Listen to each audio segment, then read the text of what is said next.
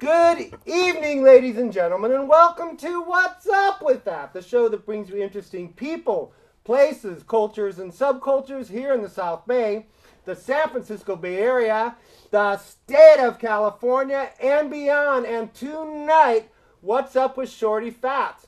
What's up with custom bicycles? And how does one learn to build custom bicycles and what's involved with it? Because there is a lot involved to make these awesome bicycles. Well, let me tell you a story. When I was a kid, I asked my mom for the coolest bicycle she could find me. I wanted a really cool bicycle, and she bought me a Schwinn Stingray. It was awesome. I was trucking around on the beach in my Schwinn bicycle, and everyone was, wow, that's a really cool bicycle. They had to bring that from America. Yeah, that was really cool. Well, now I go around and I see these people with these really awesome bicycles, and I say, Mom, why didn't you buy me a cool bicycle? Well, I don't know.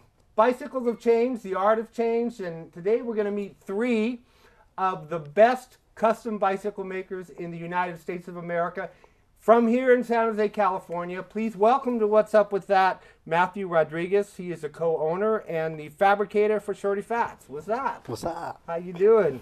We have Sam Rodriguez. He is the co-founder and designer for Shorty Fatz. What's up, brother? What's up, man? And we have Abel Gonzales, and he is the airbrush designer and works for Shorty Fatz as well. And let's get on with the show. So the name, Shorty Fatz. I'd always like to start with the name. How did you get the name Shorty Fatz?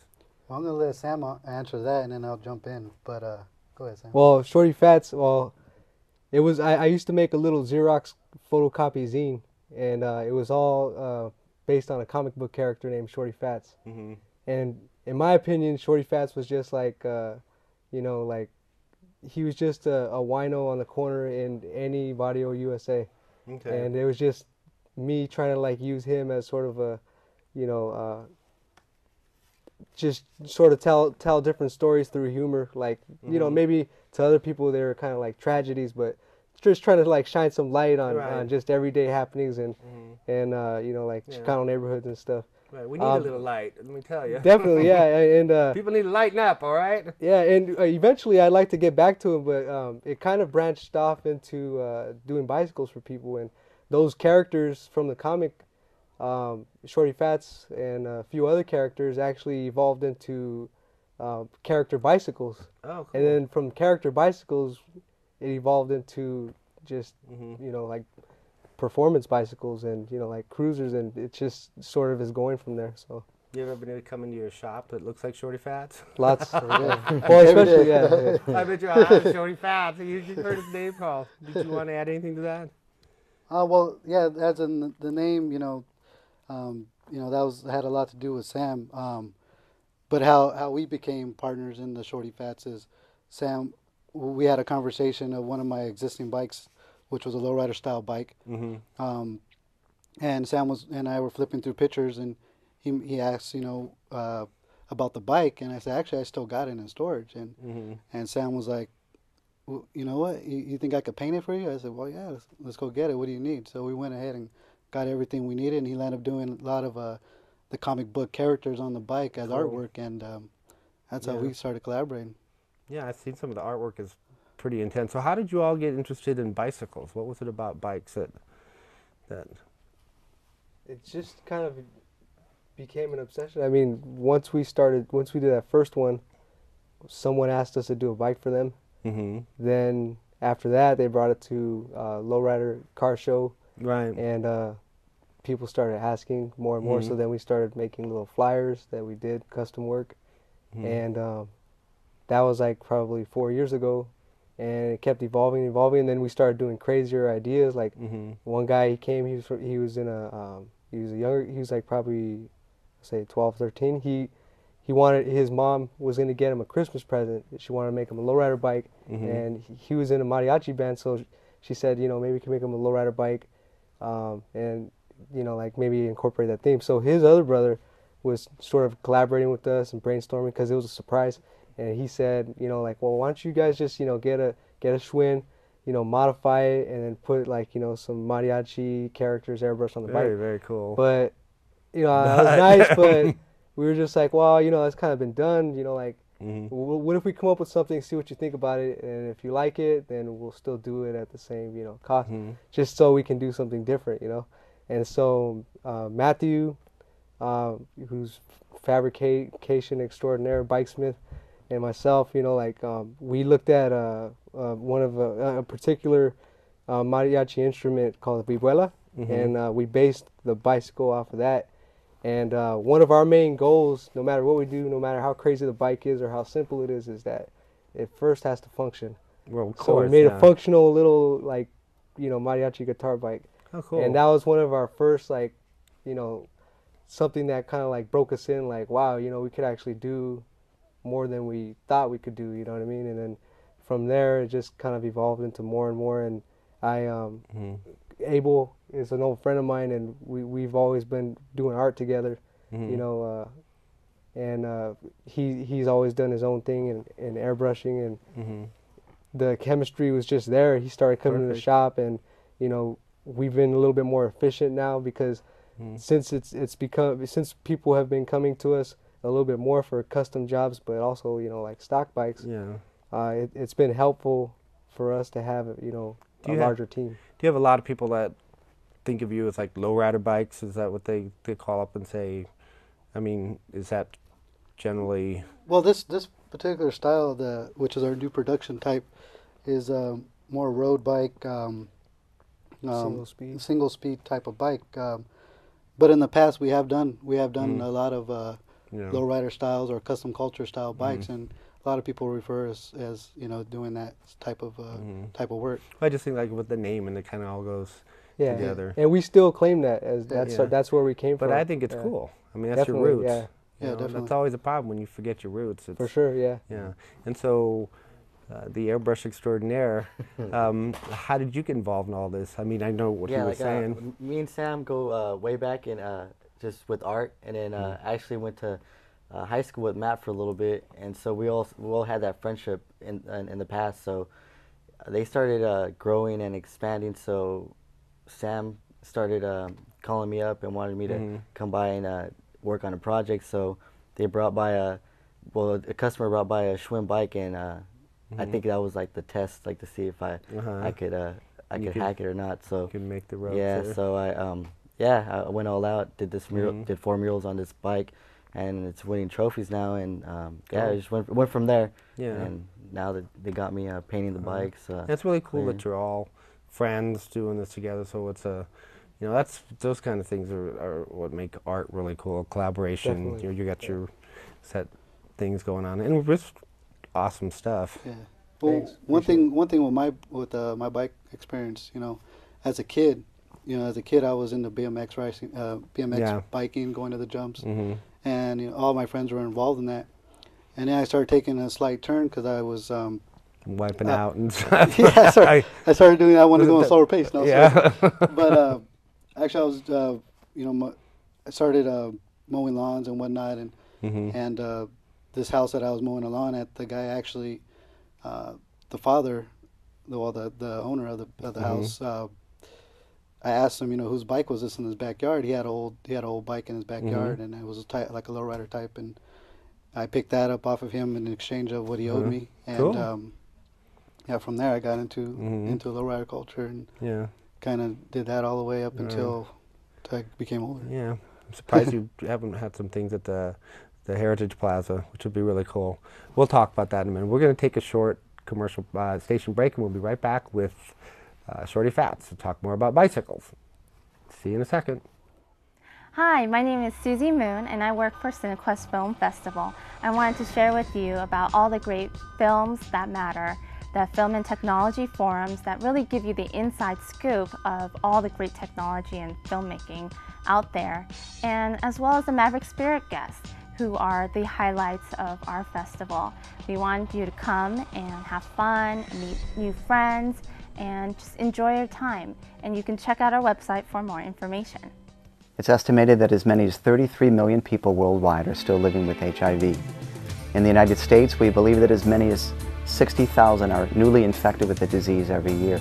And in San Francisco, that number is nearly 1,000. So AIDS is still with us, and it's still deadly.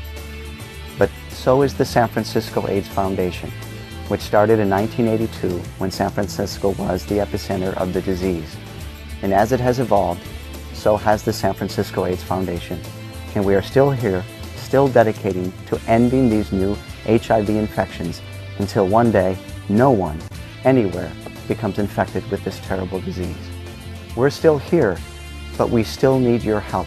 We need your donations, we need you to volunteer, we need you to join us on AIDS Life Cycle, the AIDS Marathon, the AIDS Walk. As long as one of us has HIV, we are all living with the disease, and we still need you to be with us too. All right, we're back here with Shorty Fatz Bicycles talking about these great, awesome custom bicycles that they make, and here's one right here. Tell me, first of all, what skills are needed to make a custom bike? Well, there's a whole bunch involved. One thing is a great design, but also when having a great design, you got to worry about making it actually work. Right. The functionality would definitely be important definitely in a bicycle. Take three, go down the street, you know, boom. Huh. I don't think that'd be a concern, especially if you have a parent. Yeah. Is he gonna die on this bicycle? The square tires didn't work. No, yeah, yeah. Sorry about that. But after you get the design and then you got to get to the fabrication. If you're going to do the fabrication yourself, in which we do all in-house, to do all the bending and whatnot, we had to make jigs to actually do the bending. We do it all by hand. We don't have no machinery. Wow. So it's all done with cold bending. Some of it has a little bit of heat treatment, but once we get the bending done, then we get to the mitering, and then all this we have a. So mitering is what? Because people are. Mitering basically is what it is when we cut the tubing, we have to make them both fit in the joint, and to have a nice tight fit. We don't want too many of the you gap. want to break in half. And break in half also. So you want a real tight, close fit. And the mitering's all done by pretty much filing and sanding. So that's a lot of work. To make a lot of precision. But yeah, there's a lot of hand work and a lot of elbow grease that goes in these frames to get them this way. But you know, once we have built the tooling to make them, then the process is fairly simple after that. So let me pretend I'm a customer. So I come in, I say, okay, I want a bike. I mean, it could be something outrageous or whatever. I'm sure you would figure out a way to do it. So what do? You sit down with the client and you draw out a design, or you give them ideas, or how does the process go? So I come in and say, I want a bike, like I said, not a mariachi bike or something. Right. What can you do for me? Well, the process could be similar to the mariachi bike in that if you had a theme, we could probably do something based on the theme. But lately, we've had our two styles of bicycles, which one is that single speed you see hung up, and the other is. What if I said I want an Obama bike? An Obama bike? Well, you can do it. There's many ways you can do it. You can. Well, first, do you want our existing frame, which is the 8 series or the Ping series? The Ping series is more comfort. It's more of a cruise, beach cruiser style. And the 8 series is more of a single speed, more for like commuting or going faster. So first I'd ask you, do you want one of those existing frames as a sort of a blank canvas? And do you want to do this Obama theme, through paint, or do you want to do it through paint and fabrication? Like, do you want like his head? So I want everything. I want everything. I want the full package. It's kind of it depends, because when a full package to us could be using one of our existing frames and then doing a custom paint job based on the Obama theme. But on the other hand, if you're feeling creative, we also invite you to sort of like, participate with us and collaborate with us in coming up with something different. Like say, hey, I want you to manipulate the steel in a different way. I don't want to use one of the existing frames. Those are like special orders and rare, but we do like to do those a few times a year, so that we have something outrageous out there. So a customer like you would be a great opportunity for all of us, including yourself, to really do something creative. I'm sure it would be real cool. So then it would go to you, and how would you plan your sketch for an Obama bike? What would you begin with? We would give them options, like they were saying about the Ping series. We got the character bikes. We could actually make Obama's face into the little character tank that the bike has, or we we could just you know, get some references from Obama, show them which one do you want. We could actually paint small, like murals of Obama on the bike. It could go many ways. You know, we like to collaborate with the customer. That way, the customer feels like, you know, Right. they got part of them, you know, on the bike. Yeah, so it's cool when you get them down Yeah. there. What's some of the most outrageous requests you've had? Outrageous. Or challenging, let's say. Challenging. Yeah, there's been a lot of challenges. Even with this 8 series, you know, there was challenges involved. But you know, I would say we were asked to do an art exhibit for the Anno Domini gallery in San Jose, and with that, Sam and I wanted to bring something new to the table, besides customizing existing bikes. And through that, we landed up designing and using characters that were part of the comic. So That's cool. Sam would show me a character, and I would kind of change that and kind of give it a body. So we landed up using making a top tank, which was the only function for making a character out of it. And then we designed 3 different frames for that show. Wow. But Very that was good. a challenge because that was our first task of actually starting to make our own frames. Okay. Right, from scratch. And plus, they turned out to look like these sort of Transformers or GoBots or something. So to make them look like that, not just you know, an image stuck on the side. And but that's an cool. I actual mean, that's the kind of sculpture. stuff that people remember.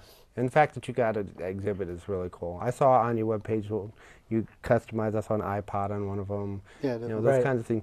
I mean, those are the kinds of things people Oh, actually, that like. was really challenging. You know, Yeah. people like those kinds of things. Yeah. We're going to look at some photos of some of the bikes that you've done. Really awesome photos. We'll take a look at those and we'll comment on them after we see them. So we're going to look at some of the really cool custom bikes from Shorty Fatz. Check it out.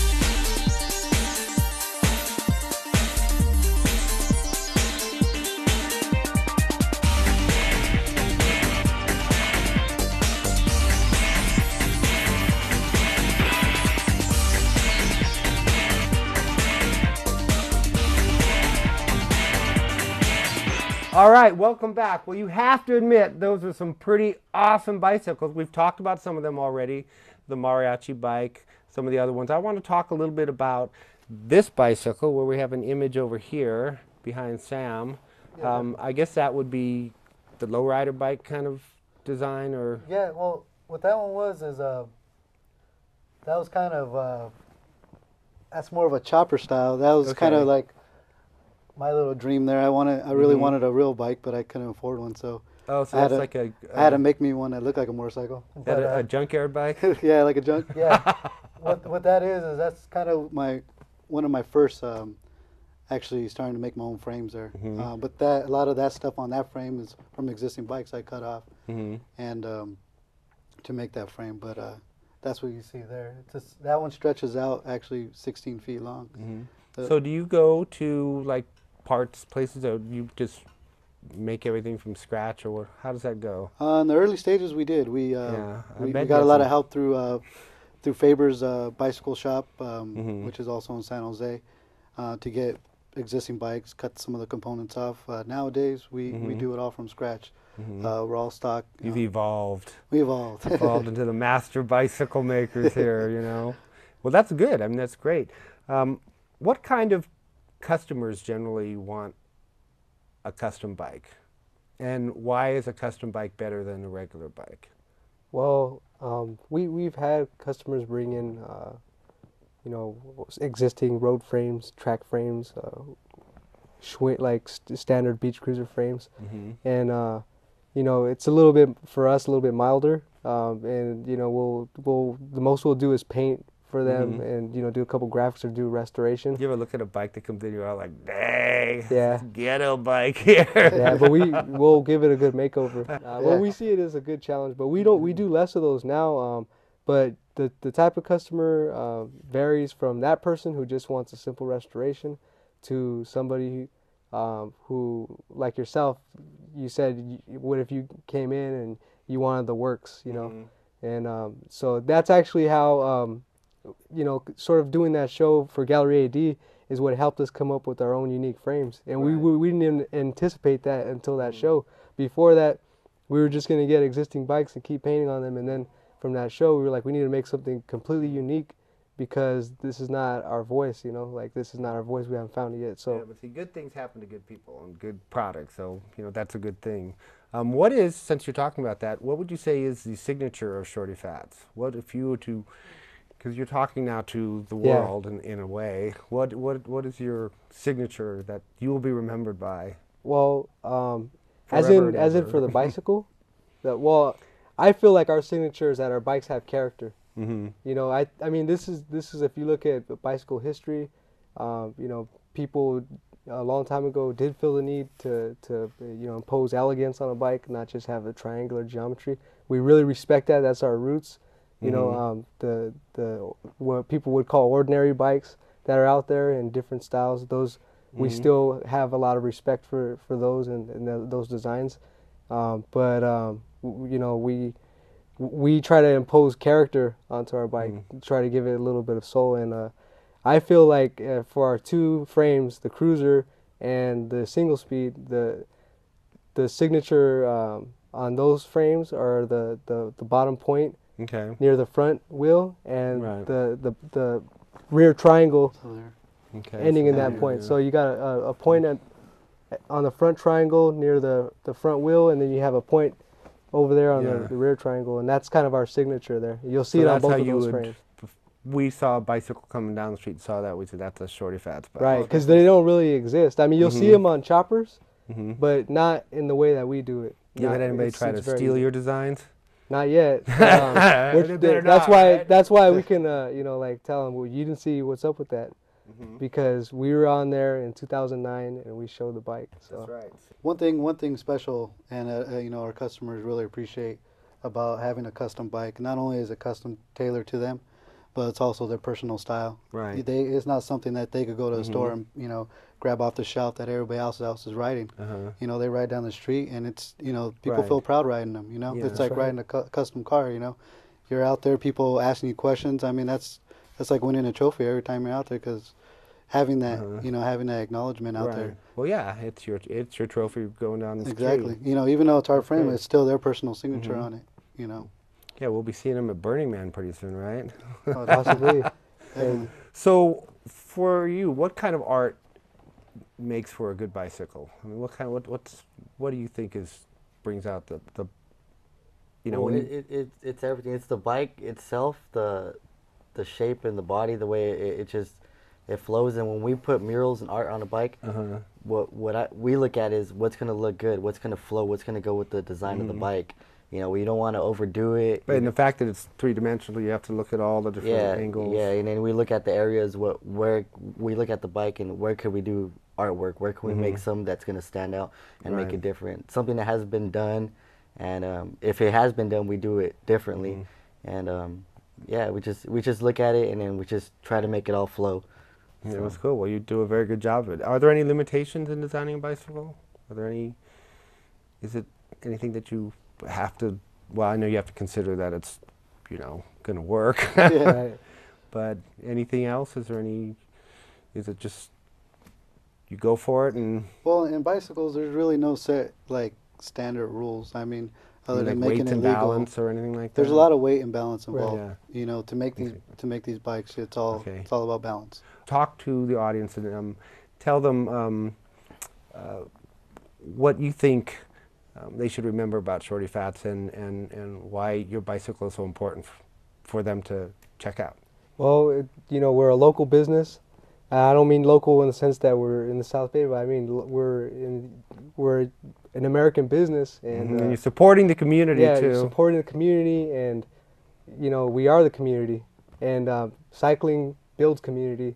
Not only cycling, but you know, like you having a hand in the process of creating a bicycle for yourself. That's community right there. That's community engagement, community involvement, and it's all for good. It's all for positive. So, As in, you know, for Shorty Fatz, I mean, we we do what we love to do, but we also invite, you know, other people to help out too. I mean, we have several youth at the shop that help, and you know, we're always willing to you know, show our styles and whatnot, and show them what we do, you know, and let them learn and take that knowledge, you know. And what do you want the audience to know about the legacy of Shorty Fatz? Well, I just came aboard about 6 months ago. These guys right here, they're like You're like, what am I doing here? No, they're the ones that started it, and I'm just here to you know, to make it stronger. So. Okay. All right. Well, that's all the time we have for What's Up With That. Thank you so much for coming on and bringing your wonderful bicycles. Best of luck to you guys. Thank you know, you. I really want to support the community because I think the community is really where it's happening. Check out Shorty Fatz, and I think you'll really like what you see. And to all our viewing audience, as always, if you're walking down the street and you see something interesting and you wonder to yourself, hey, what's up with that? Well, tune into our show, What's Up With That, and maybe you'll find exactly what you're looking for. We'll see you next week on What's Up With That. Good night, everybody.